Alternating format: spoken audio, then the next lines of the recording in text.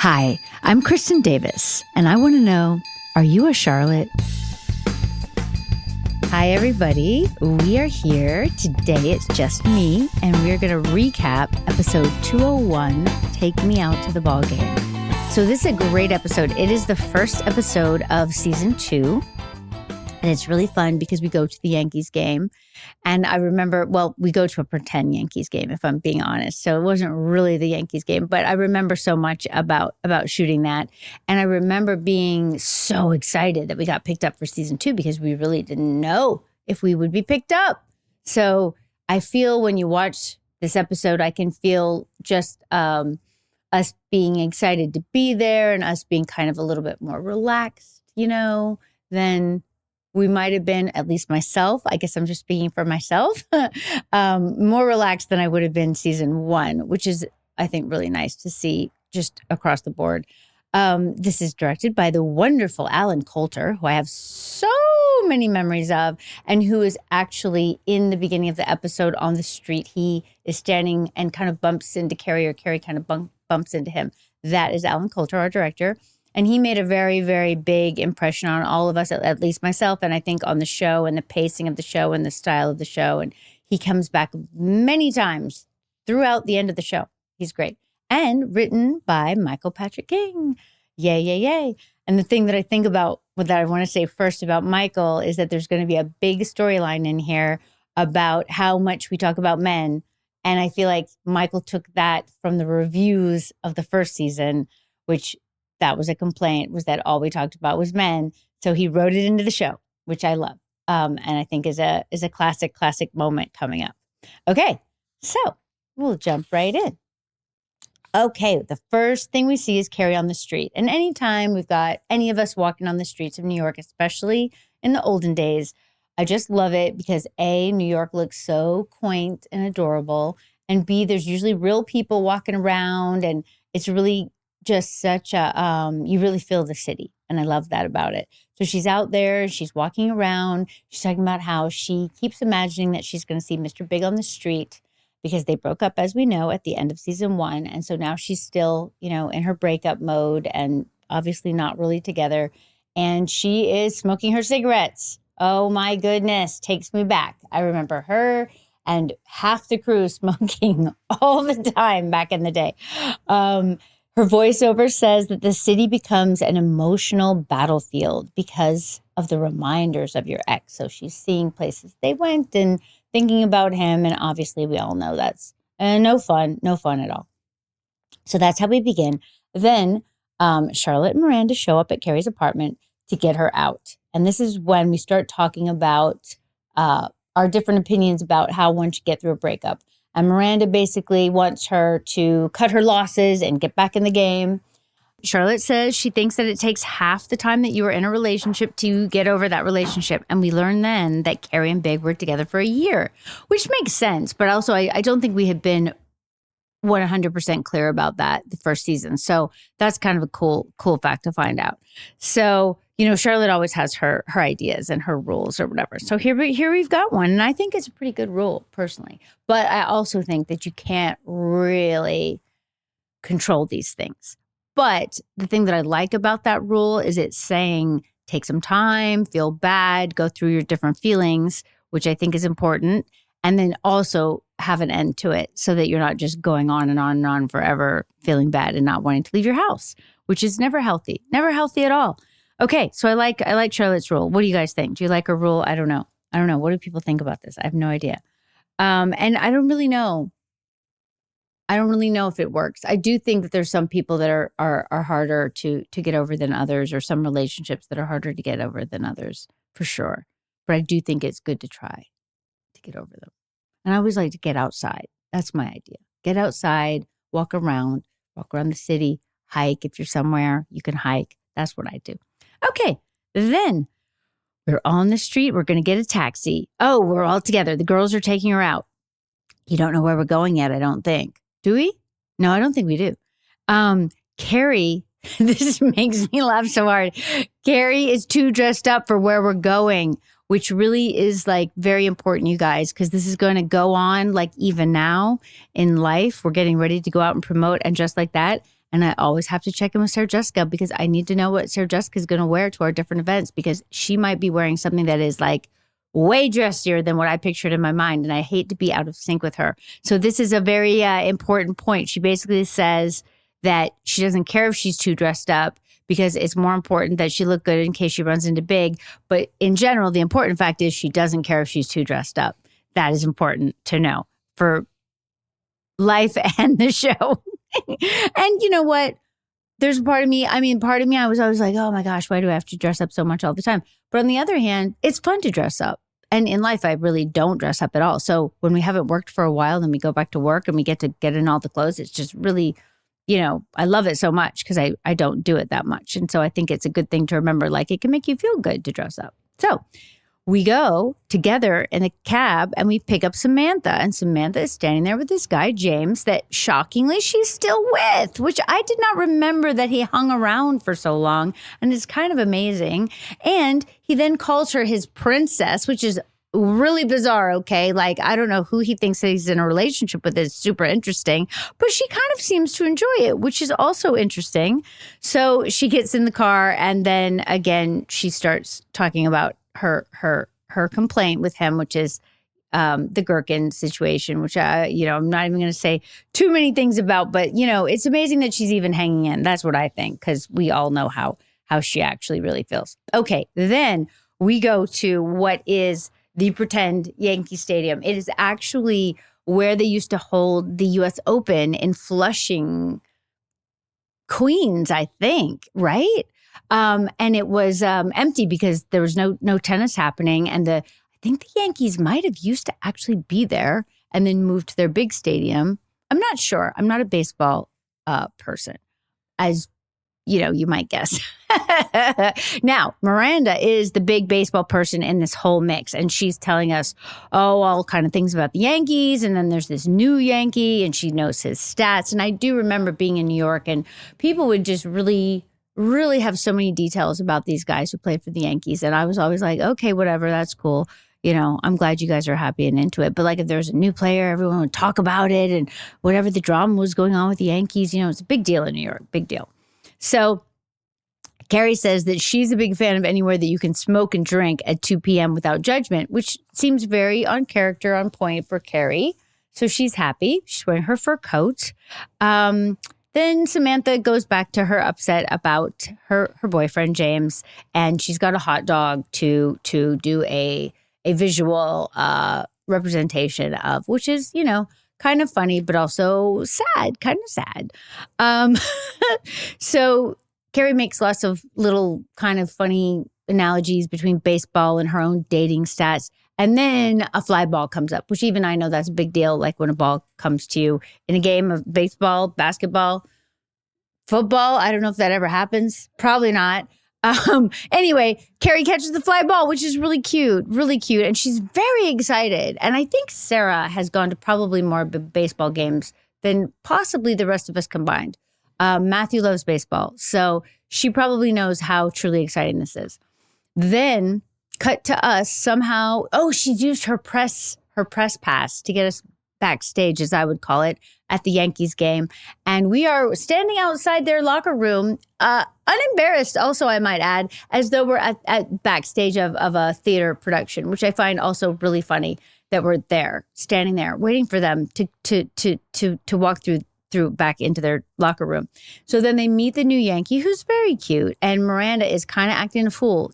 She's pretty excited. She's kind of over the top. She says things like, I'm a lawyer. She says her blurting out things, which if you watch And Just Like That is the whole first episode of And Just Like That for Miranda, which everyone complained about, but I felt was very, very on character for her. She just blurts some stuff out when she gets nervous, which is really cute because Miranda obviously is also often very not nervous and kind of cutting. So when she does get nervous and start acting kind of silly, it's cute, I think. So Carrie gets her ball signed by the very adorable new Yankee. And then she gets very bold and she chases him down the hallway and she asks him out to the Dolce & Gabbana party. And all of us are like kind of shocked and really impressed, which, yes, it kind of comes out of nowhere, but it is adorable. And then Miranda well, yeah, she's not impressed. She's kind of displeased because she thinks that Carrie should be rebounding with a CPA or someone boring and not rebounding with the new Yankee. But I think it's cute. Samantha then tries to look at the guys through the door, which it was such a funny and kind of long moment of her trying to look through that door. And I thought that the thing that was nice about it was the kind of unabashed, unapologetic, adoration of the male body from Samantha, especially obviously because she's in her situation. And I think it's like the thing about our show that everybody was so kind of shocked and like about in the beginning. And I like that we're leaning into it. I think that's good because why shouldn't we? We should be allowed to do that, just like men are always oogling women, Then, okay, Carrie's back at her apartment and she's writing and smoking, I believe. There's a lot of smoking in this episode. And she's wondering, what are the breakup rules? That is her big question of the episode. Then we go through a montage of real people, I believe. Doesn't say, but it says montage, so I think that's what it means. And they say different things. They say, don't cry. Don't call for 3 months, which is interesting. Like, why don't call for 3 months, but why are you calling? Interesting. Then it says, don't sign a thing, which who wants you to sign something? That's interesting. And then change your name, your phone number, and your job. That's rough. That's someone who probably did something wrong, I would say. But anyway, it's interesting to hear all the different perspectives.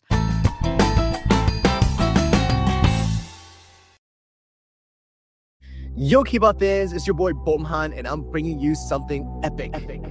Introducing the K Factor, the podcast that takes you straight into the heart of K-pop.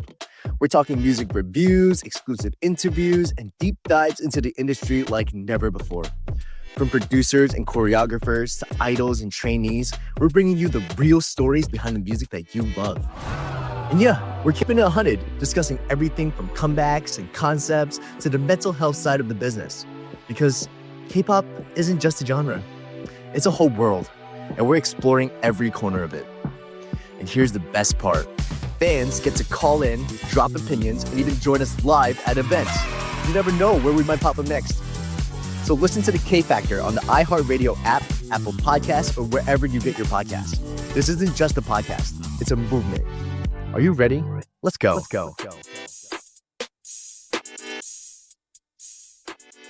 I found out I was related to the guy that I was dating. I don't feel emotions correctly. I am talking to a felon right now, and I cannot decide if I like him or not. Those were some callers from my call-in podcast, Therapy Gecko. It's a show where I take real phone calls from anonymous strangers all over the world as a fake gecko therapist and try to dig into their brains and learn a little bit about their lives. I know that's a weird concept, but I promise it's pretty interesting if you give it a shot. Matter of fact, here's a few more examples of the kinds of calls we get on this show. I live with my boyfriend, and I found his piss jar in our apartment. I collect my roommate's toenails and fingernails.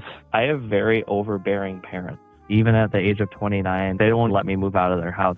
So if you want an excuse to get out of your own head and see what's going on in someone else's head, search for Therapy Gecko on the iHeartRadio app, Apple Podcasts, or wherever you get your podcasts. It's the one with the green guy on it. I have a question for you, and I want you to be honest with me. How are you? It's a really hard question to ask. It's a harder one to answer, but taking care of our mental well-being has never been more important.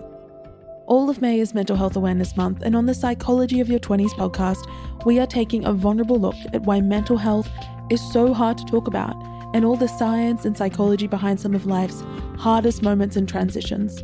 Prepare for our conversations to go deep, everything from grief to heartbreak, career burnout, anxiety, all of the things that you would only talk about with your closest friends. I spent the majority of my teenage years and my 20s just feeling absolutely terrified. I had a panic attack on a conference call. Knowing that she had 6 months to live, I was no longer pretending that this was my best friend. So this Mental Health Awareness Month, take that extra bit of care of yourself and your brain. Listen to the Psychology of Your 20s on the iHeartRadio app, Apple Podcasts, or wherever you get your podcasts. This week on Dear Chelsea with me, Chelsea Handler. Ed Helms is here. I, of course, was drawn to the LSD story. In the 1950s, a CIA scientist secretly bought the entire world's supply of LSD, embarking on a horrific attempt to discover the secrets to mind control. This is so insane. This was all under like official government activity. They built a apartment in San Francisco that had a glass mirror where he could sit there and watch, and then they would drug these customers, and he was just sort of taking notes and God knows what else behind this double mirror. And this was all in the name of science. This just sounds like a guy off behind a wall. It does. I would just also like to say you don't have to Yes. take LSD like this. LSD can be microdosed. It's like an upper of energy, enthusiasm, makes you less nervous if I'm going heli skiing. If it allows me to go hella skiing, then yeah, I'm hella on board. Listen to Dear Chelsea on the iHeartRadio app, Apple Podcasts, or wherever you get your podcasts. Hi, I'm Bob Pittman, Chairman and CEO of iHeartMedia. On this week's episode of Math and Magic, I'm sitting down with the one and only Bobby Bones. We're exploring the power of audio. The word on the street then was he's too country for pop. But then once I got to country, it was he's too pop for country. So I kind of never really had a place to fit in, but that's exactly how and why I fit. I just embraced that. Like, yeah, I don't fit into one specific hole. I think that is what endeared me to listeners. That's why I'm here now, because I talk to people that grew up like me, have sensibilities like me, and have loyalties like me. Listen to Math and Magic, stories from the frontiers of marketing on the iHeartRadio app, Apple Podcasts, or wherever you get your podcasts.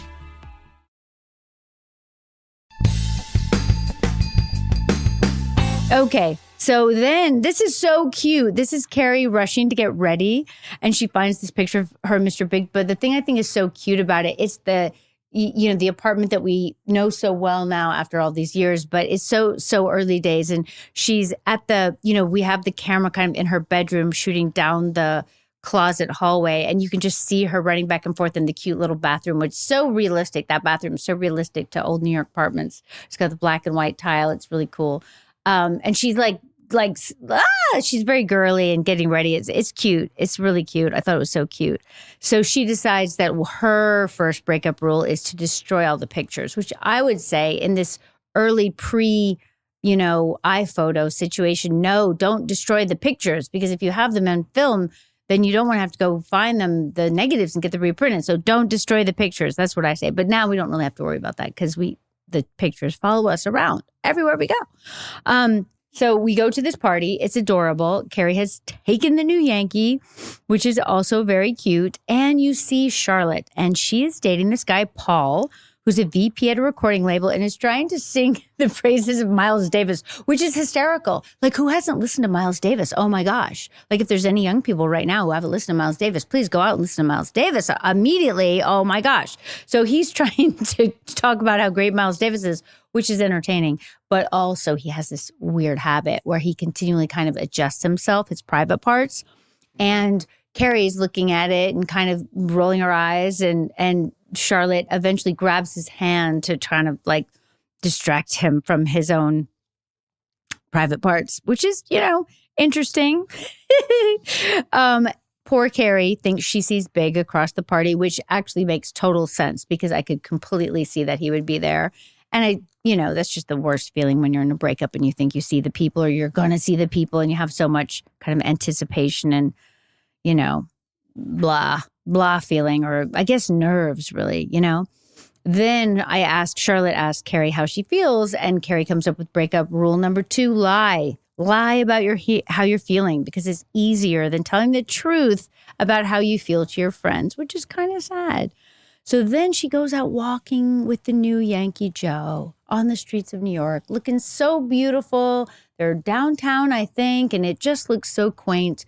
And we're, in those days where we were shooting on the Super 16 and the light flares are so beautiful, and they kiss, and it's adorable.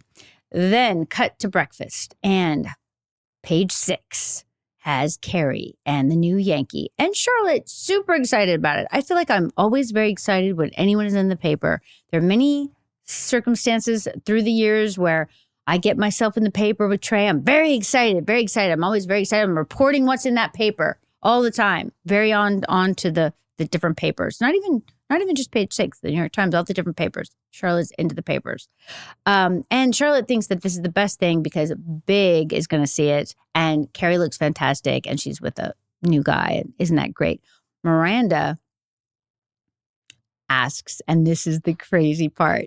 Miranda wants us to stop talking about guys and or sex. It's unclear to me. And so everyone is silent for a little while. And then I think Charlotte, not unlike myself, has trouble with silence. So she starts talking about her new problem, which is that her boyfriend keeps touching his private parts. And then Samantha makes jokes that maybe his certain parts of his private parts are too long. And then Miranda is like, has a whole breakdown and says that all we talk about is big or balls or small things. I can't even go down the list. And then she says, it's like 7th grade with bank accounts, which is really funny. And then she gets up and she leaves, which is also insane.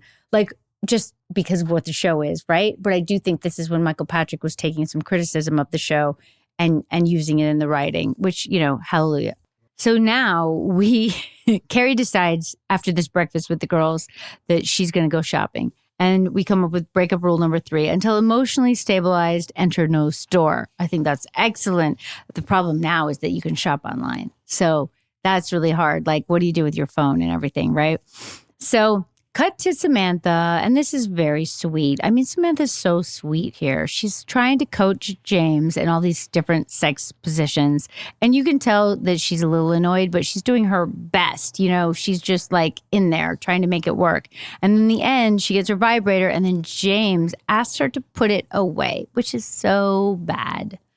Really bad. Men, do not do this. I don't know if there are any men listening, but if you are, do not do this to any women.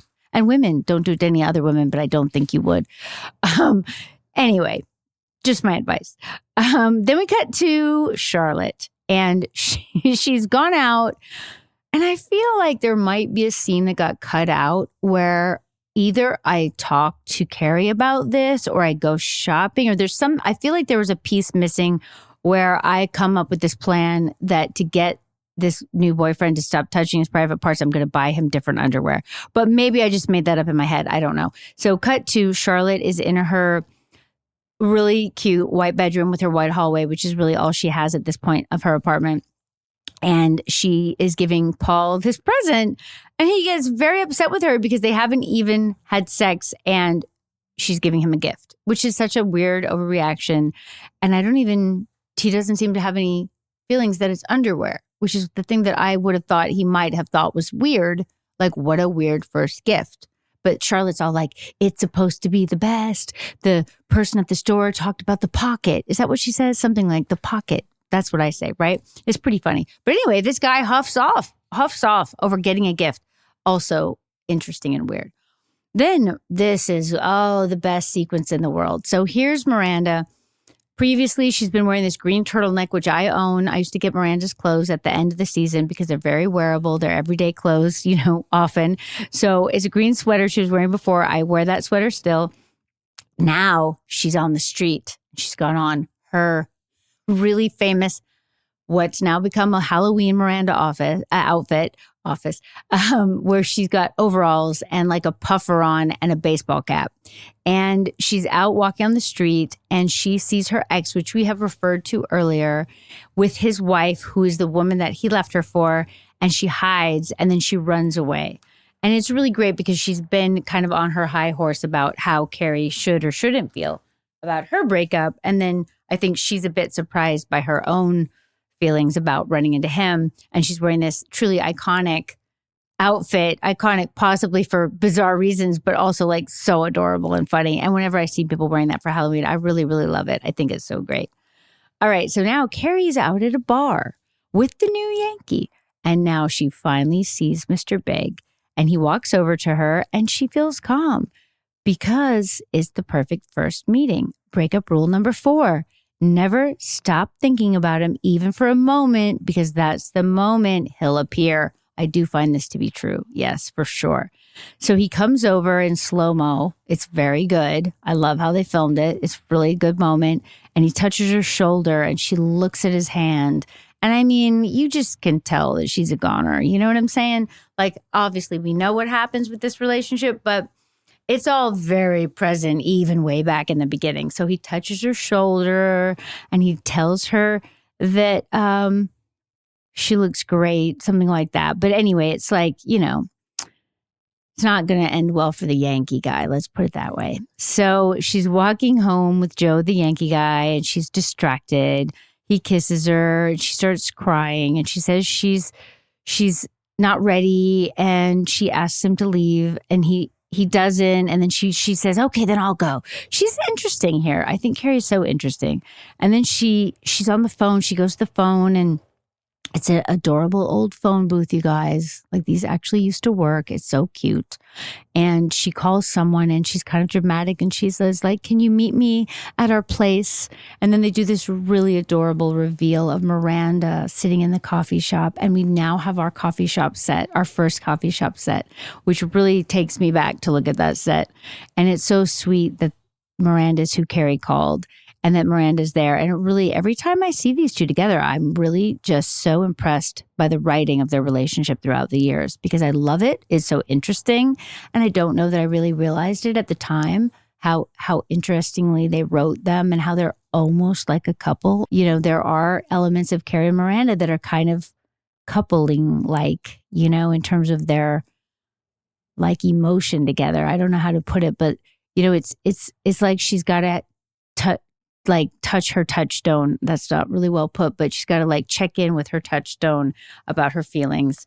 So Carrie sees her, she sees Miranda. She explains that she fell apart after seeing Big. And then Miranda says that she ran into Eric and that she hid and that she forgot how hard it is. And she tells her to take all the time she needs.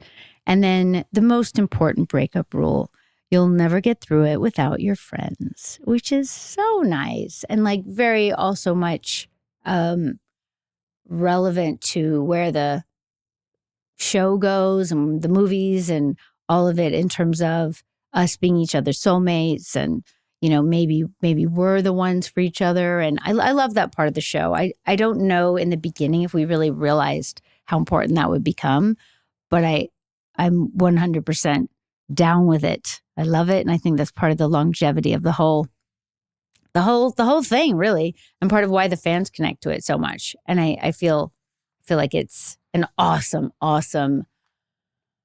you know, point in terms of, you know, how important friendships are in general and women to women relationships. And I feel in the olden days, especially, I don't feel like friends were really thought of as being that important. I feel like maybe now friendships are really, people are aware of how important it is to have your girlfriends around. Do you feel that way, Hannah?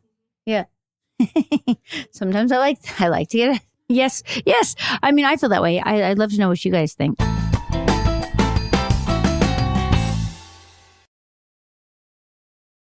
Yo, K-pop fans, it's your boy Ballgame, and I'm bringing you something epic.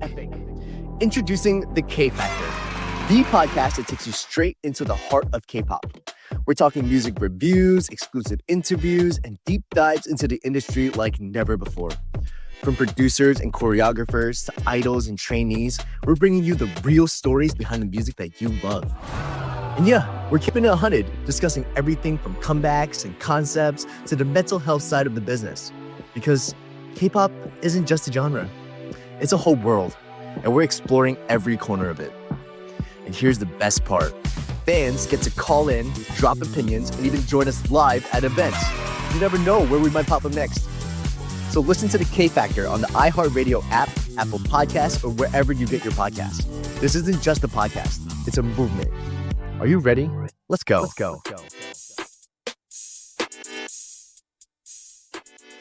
I found out I was related to the guy that I was dating. I don't feel emotions correctly. I am talking to a felon right now, and I cannot decide if I like him or not. Those were some callers from my call-in podcast, Therapy Gecko. It's a show where I take real phone calls from anonymous strangers all over the world as a fake gecko therapist and try to dig into their brains and learn a little bit about their lives. I know that's a weird concept, but I promise it's pretty interesting if you give it a shot. Matter of fact, here's a few more examples of the kinds of calls we get on this show. I live with my boyfriend, and I found his piss jar in our apartment. I collect my roommate's toenails and fingernails. I have very overbearing parents. Even at the age of 29, they won't let me move out of their house. So if you want an excuse to get out of your own head and see what's going on in someone else's head, search for Therapy Gecko on the iHeartRadio app, Apple Podcasts, or wherever you get your podcasts. It's the one with the green guy on it. I have a question for you, and I want you to be honest with me. How are you? It's a really hard question to ask. It's a harder one to answer, but taking care of our mental well-being has never been more important. All of May is Mental Health Awareness Month, and on the Psychology of Your 20s podcast, we are taking a vulnerable look at why mental health is so hard to talk about, and all the science and psychology behind some of life's hardest moments and transitions. Prepare for our conversations to go deep, everything from grief to heartbreak, career burnout, anxiety, all of the things that you would only talk about with your closest friends. I spent the majority of my teenage years and my 20s just feeling absolutely terrified. I had a panic attack on a conference call. Knowing that she had 6 months to live, I was no longer pretending that this was my best friend. So this Mental Health Awareness Month, take that extra bit of care of yourself and your brain. Listen to the Psychology of Your 20s on the iHeartRadio app, Apple Podcasts, or wherever you get your podcasts. This week on Dear Chelsea with me, Chelsea Handler. Ed Helms is here. I, of course, was drawn to the LSD story. In the 1950s, a CIA scientist secretly bought the entire world's supply of LSD, embarking on a horrific attempt to discover the secrets to mind control. This is so insane. This was all under like official government activity. They built a apartment in San Francisco that had a glass mirror where he could sit there and watch, and then they would drug these customers, and he was just sort of taking notes and God knows what else behind this double mirror. And this was all in the name of science. This just sounds like a guy off behind a wall. It does. I would just also like to say you don't have to Yes. take LSD like this. LSD can be microdosed. It's like an upper of energy, enthusiasm, makes you less nervous if I'm going heli skiing. If it allows me to go hella skiing, then yeah, I'm hella on board. Listen to Dear Chelsea on the iHeartRadio app, Apple Podcasts, or wherever you get your podcasts. Hi, I'm Bob Pittman, Chairman and CEO of iHeartMedia. On this week's episode of Math and Magic, I'm sitting down with the one and only Bobby Bones. We're exploring the power of audio. The word on the street then was he's too country for pop. But then once I got to country, it was he's too pop for country. So I kind of never really had a place to fit in, but that's exactly how and why I fit. I just embraced that. Like, yeah, I don't fit into one specific hole. I think that is what endeared me to listeners. That's why I'm here now, because I talk to people that grew up like me, have sensibilities like me, and have loyalties like me. Listen to Math and Magic, stories from the frontiers of marketing on the iHeartRadio app, Apple Podcasts, or wherever you get your podcasts.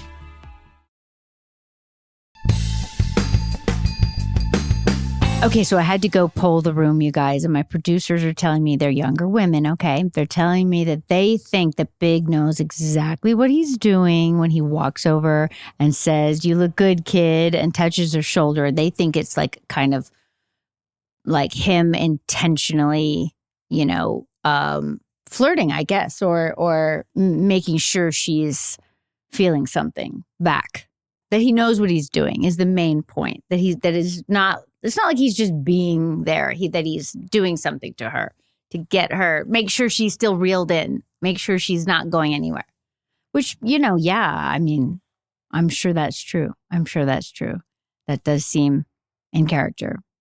And it works, it works, which is why it's so hard to get over people. And I guess you just have to leave the city. You just have to go somewhere else. Which is really not possible, really. But yeah, it's really hard. But obviously, we know that they have. It's so funny to look back on things when we know what the future holds, Like, they're not done.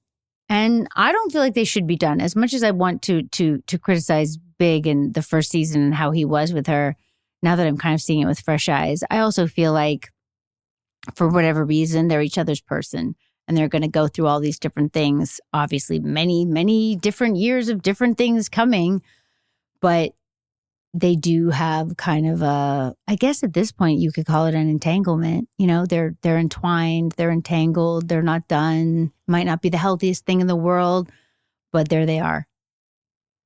You know, it's interesting. And look, it keeps us all hanging, right? And it keeps us hanging for years, which is kind of insane from the writing perspective that they were able to do that. And from the acting perspective, like, I think they're both so good. And that's partly why we are invested in it and have our feelings and, you know, put our own ideas onto it, you know, project onto it basically, because it's so well written, so well acted. And that's it. I hope you guys have a great day.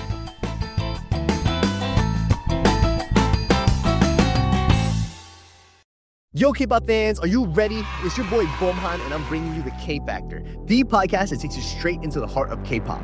We're talking music, idols, exclusive interviews, and even the real behind-the-scenes K-pop stories. Plus, you, the fans, you're part of the show. And you can get a chance to jump in, share your opinions, and be part of the conversation like never before. And trust me, you never know where we might pop up next. So listen to the K-Factor starting on April 16 on iHeartRadio app, Apple Podcasts, or wherever you get your podcasts. This isn't just a podcast. It's a K-pop experience. Are you in? Let's go.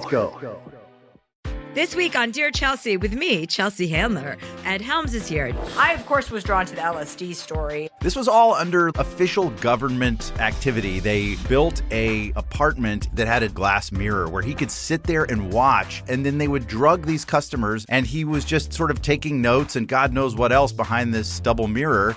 And this was all in the name of science. This just sounds like a guy off behind a wall.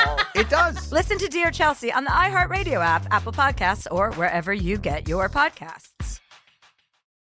A lot of times, big economic forces show up in our lives in small ways. 4 days a week, I would buy 2 cups of banana pudding, but the price has gone up, so now I only buy 1. Small but important ways. From tech billionaires to the bond market to, banana pudding. If it's happening in business, our new podcast is on it. I'm Max Chafton.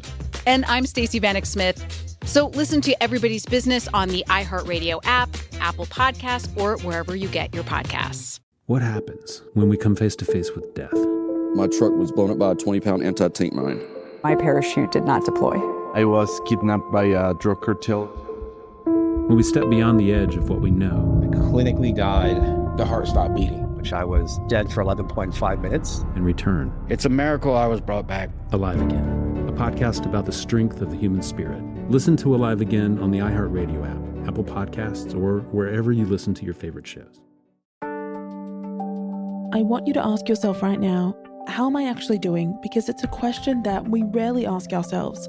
All of May is actually Mental Health Awareness Month, and on the psychology of your 20s, we are taking a vulnerable look at why mental health is so hard to talk about. Prepare for our conversations to go deep. I spent the majority of my teenage years and my 20s just feeling absolutely terrified. I had a panic attack on a conference call. Knowing that she had 6 months to live, I was no longer pretending that this was my best friend. So this Mental Health Awareness Month, take that extra bit of care of your well-being. Listen to the psychology of your 20s on the iHeartRadio app, Apple Podcasts, or wherever you get your podcasts. You're listening to an iHeart podcast.